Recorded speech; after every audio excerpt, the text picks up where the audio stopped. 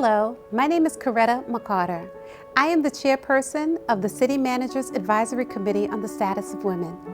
It is my pleasure to welcome all of you to our annual celebration of women in our community who have made a positive impact in our community. First, I would like to recognize and acknowledge the other members of the Advisory Committee on the Status of Women whose hard work and dedication make this event possible annually. Ariel Lim, Heather Borelli, Deborah Hall, Casey Thomas, and Tracy Whitney. Typically, we celebrate our women of consequence during Women's History Month. This year, 2020, has brought about so many unprecedented changes. We felt it was crucial that we not miss the opportunity to acknowledge the women in our area who radiate greatness. So although this is not Women's History Month, it is the week we recognize Women's Equity Day. Today, we are honoring two very special women who have made a significant impact on the quality of life in the city of Worcester. Safiya, Nafai, and Etel, Haxhiaj. The committee's choice was not easy. For the Young Women of Consequence Award, we received applications from public and private schools across the city and several nominations for the Women of Consequence Award. Even though all of our nominees could not be selected, we thank them all for their contribution and commitment to improving our community and wish them well in their future endeavors.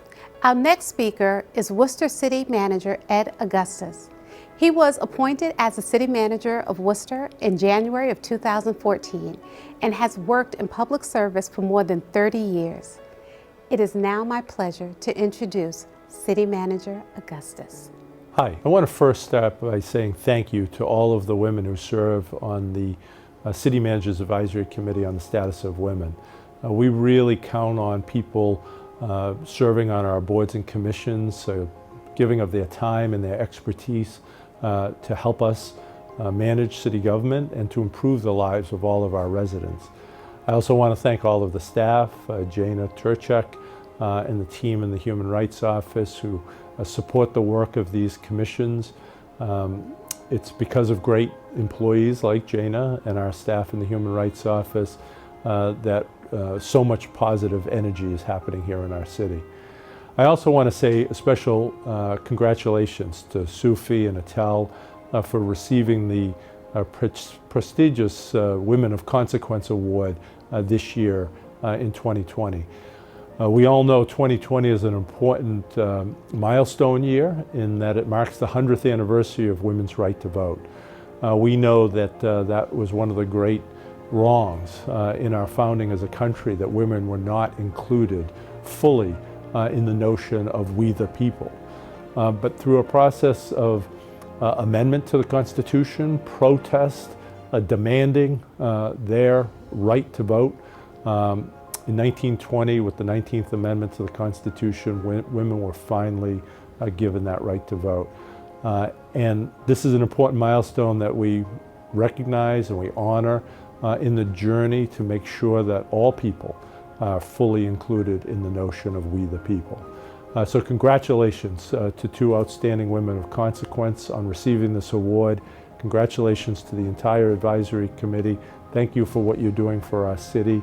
And together, we continue to work to make Worcester a more inclusive community to live in. Thank you.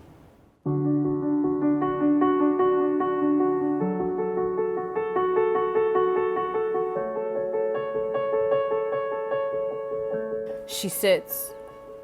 She thinks about all that's been said. It rings through her ears, blistering, pounding on her eardrums. For each voice, there's a teardrop. Seconds go by. Those seconds turn to minutes, which then turn to hours. Before she knows it, steaming tears flow from her eyes and onto her cheeks. It's almost like an avalanche of tears. The voices. It's the voices. The only thing that runs through her head. It's the, you're just a girl. Stop dressing like that. Girls aren't supposed to dress like that. And the, As a girl, you must have good manners, for no man wants a girl without good manners. It's the voices that will always be embedded in her soul. And as she stands here before you all today, she can still hear those voices. It's those same voices and many more that girls all over the world reminisce on whenever they go on job interviews or compete in competitions. It's those voices. What's that, you ask? How do we get rid of those voices? Well, to be honest with you, I thought we did back in 1972. But if you ask me, why don't we first start off by encouraging our girls to have ambitions instead of constantly reminding them to shrink themselves from male confirmation? Then, why don't we stop raising our girls to see each other as competitors and instead to see each other as accomplices, helpers, or even friends? And I mean, I could go on, but I'll tell you this. As for me, today is where I draw the line. Today is why I wipe my tears and call a spade, because today is where I pick my head up and adjust my crown. Today I break through this never-ending cycle. Oh no, I won't shed any more tears for being unapologetically me. For I'm a strong black woman that will never take no for an answer. A strong black woman that will never be confined by society's expectations of who I'm supposed to be. Because today is where I declare with all my might that enough is enough. And if you for a split second think that what I gave you was all I got, then oh brother, you're surely in for a big surprise. Today, we bring our keynote speaker, Boston City Councilor Julia Mejia, who comes to us with her remarkable story that centers around the power of one vote.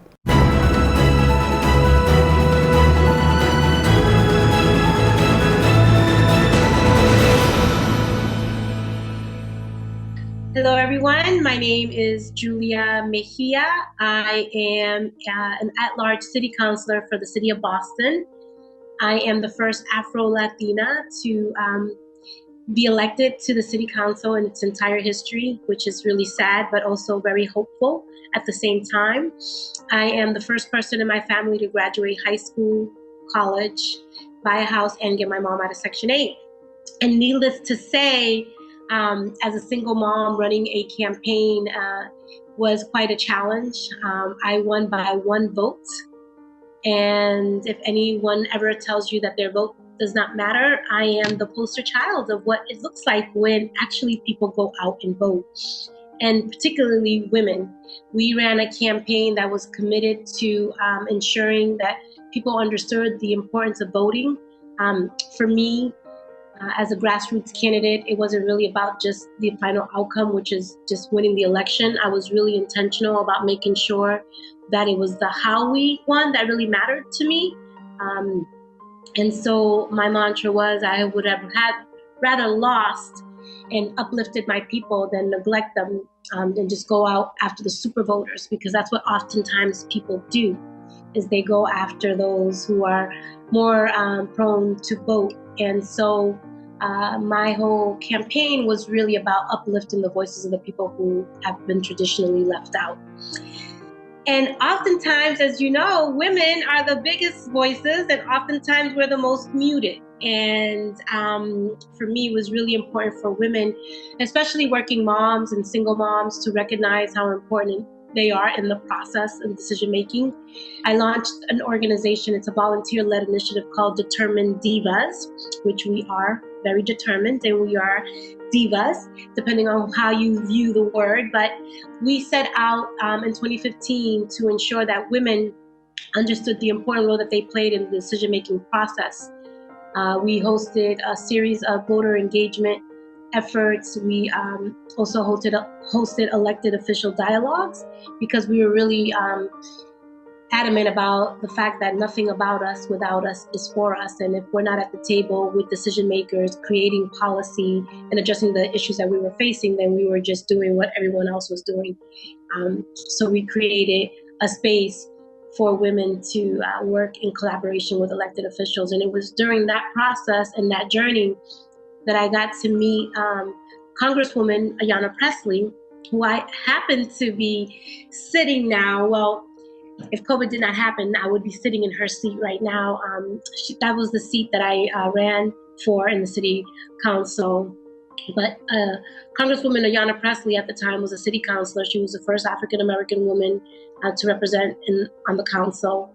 And she would attend every single event that our little organization put together. And she would even show up sometimes even when she wasn't invited to be an official speaker. But what was inspiring about that is that she understood the importance of being in community with those that you serve. And she would participate in community conversations and inform our thinking and co-design with us. And it was through that journey that I decided to run for office, because when she won her election, the next day I got an interview by the Boston Herald. They wanted to know what I thought. And I blurted out that I was going to run for office, that I was going to take that seat. And I didn't ask anyone for permission. I didn't even know what I was getting myself into, but I was so inspired by what Congresswoman Ayanna Pressley was able to do that I felt like, as a single mom, as an immigrant, as someone who grew up living the realities, that if Ayanna could do something like that, then I could too. And there you have it. I decided to run for office. Despite the odds, we didn't even have enough money to send a citywide mailer, but we were in barbershops and hair salons, and I was even folding clothes in the laundromat. And we crashed barbecues and baby showers and birthday parties, and really worked hard at getting our message out to folks. And we ended up winning by 1 vote. And I want that to sink in, okay? 1 vote. The power of one. The power of everyone. The power of every single one who is watching this right now.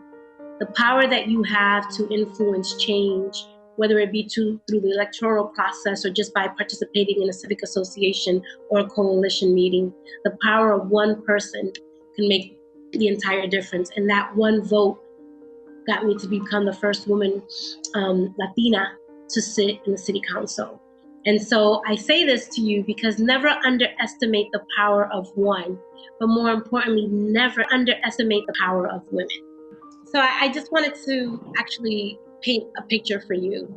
My mom came to this country in the pursuit of a dream, as many immigrants do. And there was a period of time where she overstayed her visa and became, she was undocumented. So I was the official translator for her and everybody else in the neighborhood. And having grown up with a mom who didn't finish 3rd grade, it was really hard for me to navigate systems that were really never intended for us to succeed in. But I have to say, as after cleaning offices with her, growing up, on September the 24th, 2019, she entered she went to vote, and on her ballot was my name. And my mom went from being undocumented to becoming a US citizen to becoming a super voter. And to have my name on a ballot after we both cleaned offices together was an amazing moment for her and for me too.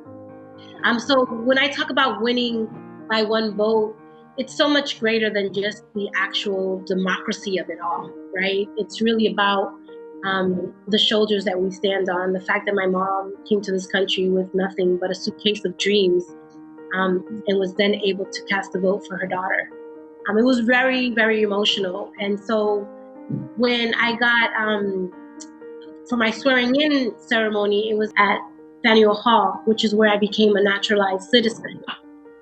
And as I was walking in, I felt the enormity of what this all meant. So becoming a US citizen, going through the naturalization process, and walking in to become sworn in as a city councilor. in Boston was a huge deal for me, and carrying with me was my mom. And, you know, I have a daughter. She's 10 years old, and she's been going with me to the voting booth since she was a baby. And now at 10 years old, she understands what is going on. And we're, you know, in many ways, I'm raising the next generation of activists, you know, and I'm really proud. You know, despite being a single mom and all, I'm setting the stage for what it looks like when women lead, despite whatever obstacles we may face. So 100 years later, here I am, a living proof and testimony to what happens when we step into our power. And I think that oftentimes we have to remind people that our voices do matter, that our votes do count. But at the end of the day, I go back to that same mantra that nothing about us without us is for us. And every day people are making decisions that are impacting women. And oftentimes they invite us to the table and ask us to sit in the kitchen. Or they invite us to the table and give us the kids' menu. Or they invite us to the table and set terms and conditions. Well, those times have changed. And now we're sitting in spaces and deciding for ourselves what type of future we want. So as we celebrate today and every other day, I ask you to continue to step into your power and recognize all that you have to share with the world. And don't ever leave yourself at the door to make other people comfortable. Bring all of who you are into every space that you're in, and show up and show out and let them know that women rule.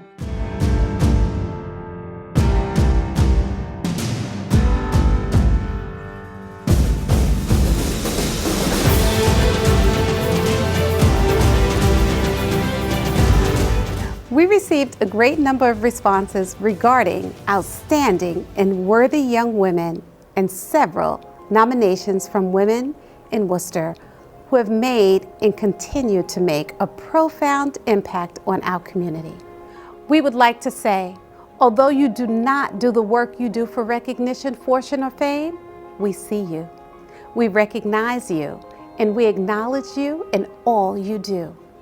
Please continue to motivate, inspire, and uplift those around you, because right now someone is watching you and your work is encouraging them to create newer ideas and build from where you pass the torch.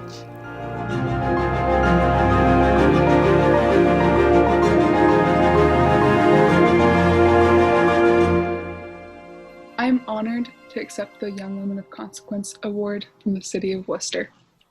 As a young Muslim American woman from our diverse city, I've witnessed citizens of Worcester doing great work to help take care of our city and lead by example, especially during the times of COVID. I'm honored to do my part by aiding the children of Worcester through Brain Saves. Firstly, Brain Saves is an organization to collect gently used and new helmets to donate them to children in need. But secondly, and in some ways more importantly, Brain Saves is meant to be a movement by children to help encourage other children to wear helmets. I want to eradicate the stigma that helmets aren't cool, because brain injuries are not cool either. My little sister, Amina, and I started Brain Saves 3 years ago, after I suffered a traumatic concussion during my freshman year of high school. Just after my first concussion, our young cousin passed away in a motorcycle accident from a head injury. His helmet was on the back of this motorcycle, and he chose not to use it. He didn't believe in the use of it, and because this happened in Morocco, there are no laws to demand helmet use with a motorcycle. My own concussion led to missed school and social opportunities. I want to help prevent that experience for other children. Through our experiences, my sister and I realized that not only do we need to use helmets, but encourage our friends and others around us to wear them, to normalize them. Through Brain Saves, we have done helmet drives, collected personal donations, and shared helmets with children in both Worcester and Morocco. We're passionate about helping children stay safe, teaching them that wearing a helmet is a necessity and not an afterthought. We want children to keep doing the physical activities they love, like ice skating, playing football, and learning how to bike, all while keeping the child safe. We need to show children that being safe does not have an agenda. It is not based on socioeconomics, race, or disability. All children should have the same access and options and choices to protect their developing brain, regardless of the social factors that often make helmets a luxury. Children are the future. Children will one day be our presidents, our public officials, our teachers. As a society, we need to make it our goal to protect their developing brains and to make helmet use a social norm. I thank you all for giving me this platform to share my mission, and I'm honored to be recognized by the City of Worcester. Thank you.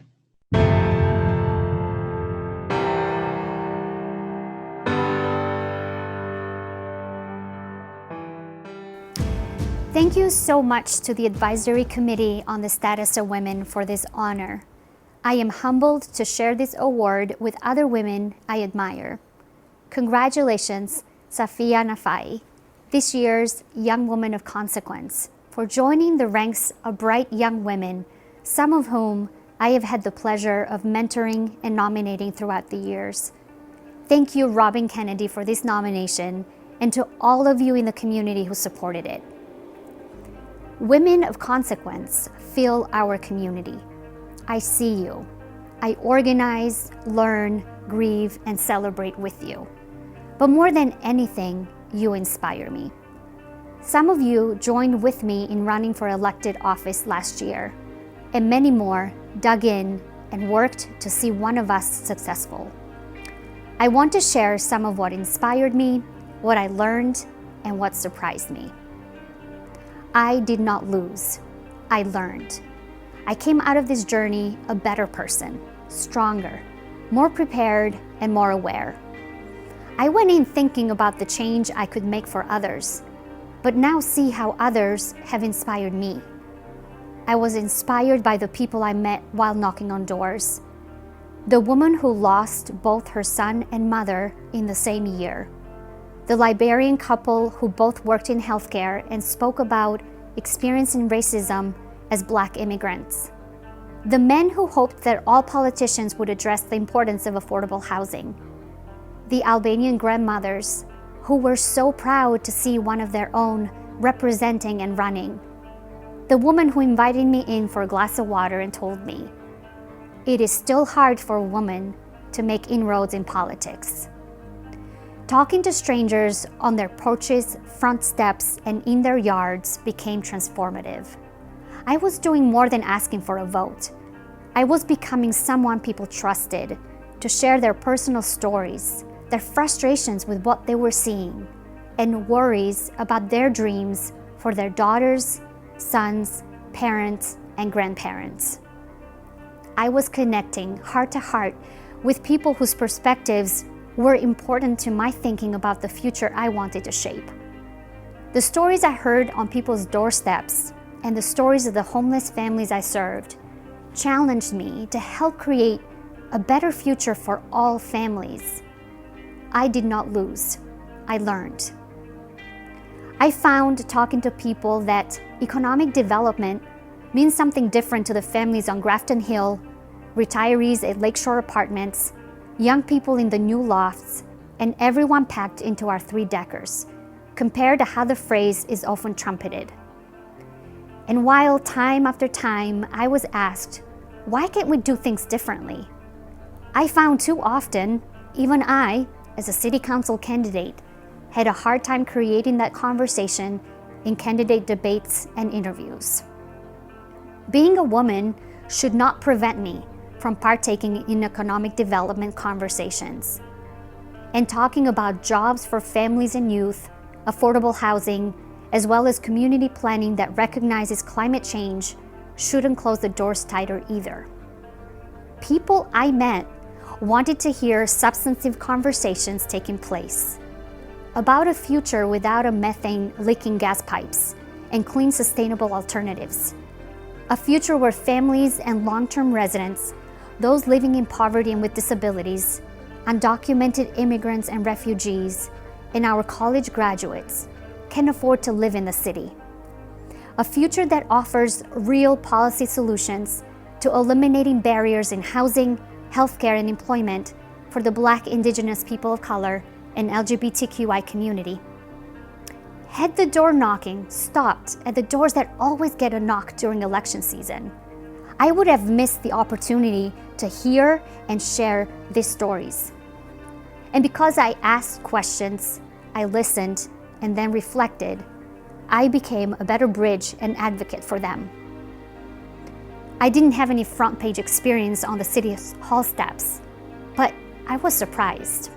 Surprised that even working as hard as I did, knocking on as many doors as I did, a male candidate still had the audacity to say that a single mother could not do this job, as if doing this job is only preserved for men in a suit and tie, as if there had never been any working mothers already doing the jobs in both city council and school committee.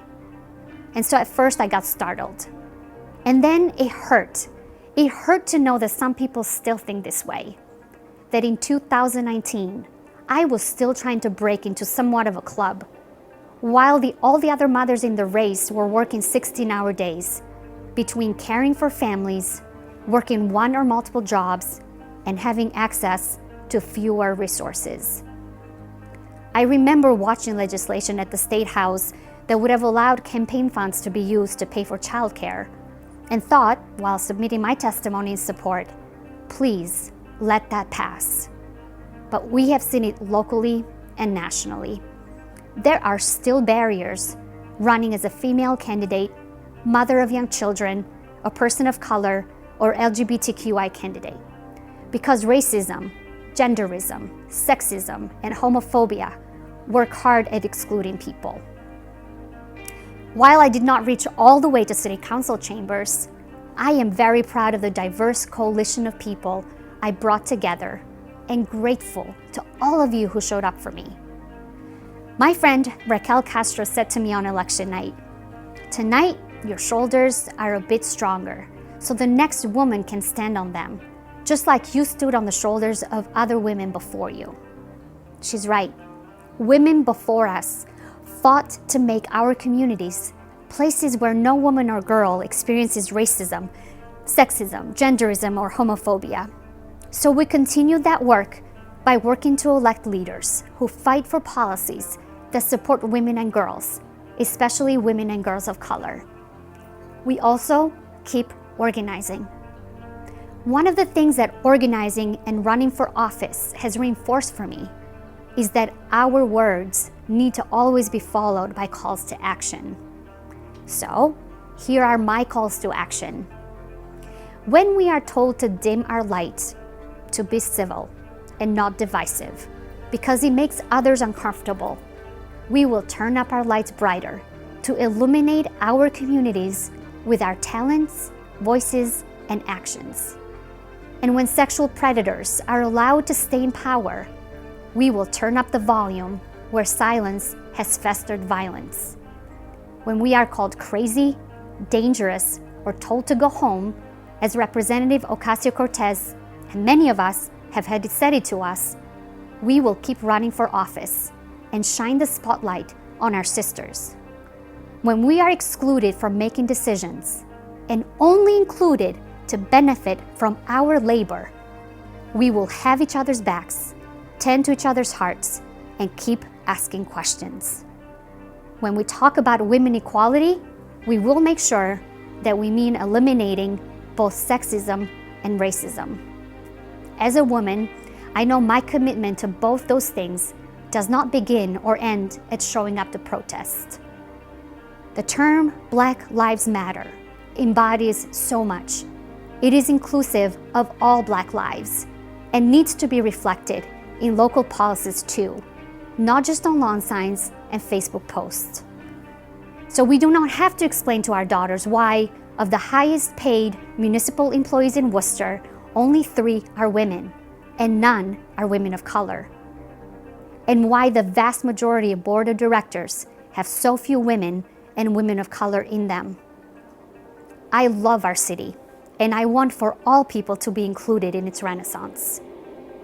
Looking back, I am a different person because I ran for office.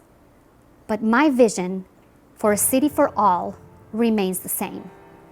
I invite all of us to reimagine a future that invests our dollars and priorities where they will have most meaningful and lasting impact. Affordable and climate-resilient housing, especially for extremely low-income residents, climate justice policies, zero-fare public transit, healthy maternal outcomes for Black and brown mothers, expansion of mental health and addiction treatment for women and women coming out of prison, domestic violence services, and affordable housing for homeless women, children, youth, and LGBTQI residents. I feel hopeful about the future because our community does not have a shortage of women and girls of consequence. Thank you for giving me the opportunity to be one of you.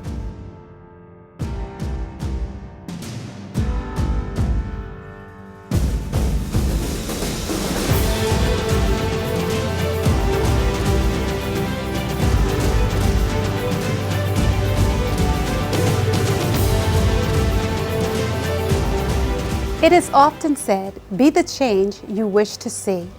We are fortunate to have many inspiring and empowering women who are motivated to make change. The Advisory Committee on the Status of Women will acknowledge the contributions that these women have made in a poster exhibit. Now, we bring to you the first series of The Wonder Women of Worcester. The City of Worcester Advisory Committee on the Status of Women selected 9 women honorees in the first series of a poster exhibit called Wonder Women of Worcester, celebrating women in Worcester who have eliminated barriers and made a difference. The first series honors women who have broken barriers to elected office. Wonder Women of Worcester was born of a desire to acknowledge and celebrate the achievements of women in our city.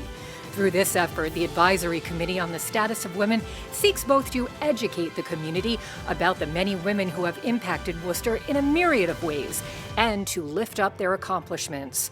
Whether by running for office, advocating for our most vulnerable citizens, or taking part in grassroots activism, Worcester is blessed with a legacy of trailblazing women that have paved the way forward for all of us. Tonight we share our first slate of honorees, all of whom have made their mark by running for public office. Win or lose, each of these women have demonstrated grit, determination, and the courage to put themselves in the public arena. We invite you to learn about each of our honorees and to appreciate the ways in which they have added to the rich fabric of our community. On behalf of the Advisory Committee on the Status of Women, we thank you for the examples you have set for all of us.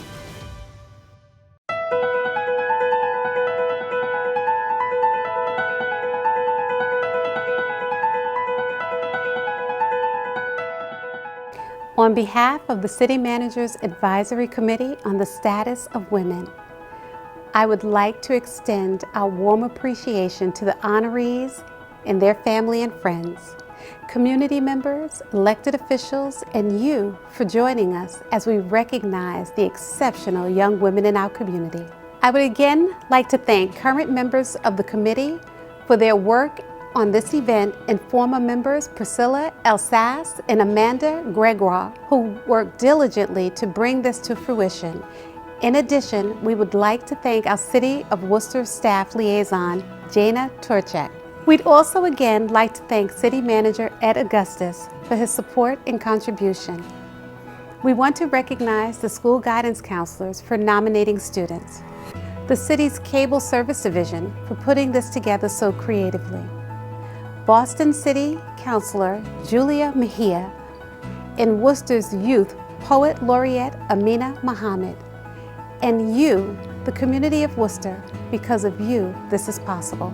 I would like to extend an invitation to all of you to join us at our next Advisory Committee on the Status of Women meeting, the second Tuesday of the month at 5:45 p.m. We look forward to seeing you.